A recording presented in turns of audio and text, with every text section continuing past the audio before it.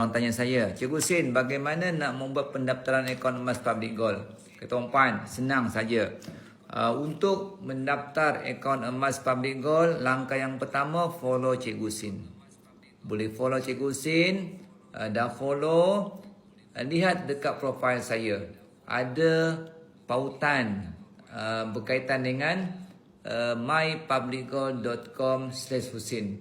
Tekan saja pautan tersebut, keluarlah landing page saya.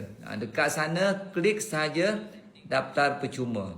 Daftar percuma, masukkan nama penuh, nombor kad pengenalan, email dan nombor telefon.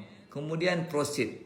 Tekan butang proceed, insya-Allah dalam tempoh 24 jam saya akan hubungi tuan dan puan untuk ke langkah yang berikutnya.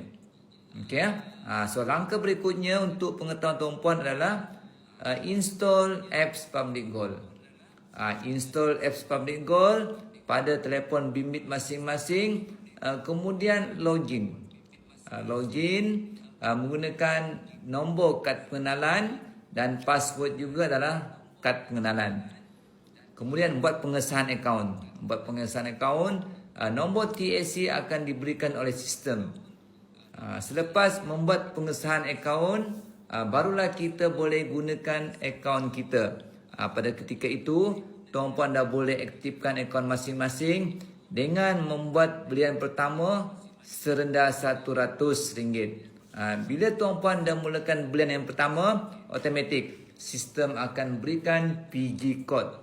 PG code ini maksud dia sebagai username akaun masing-masing.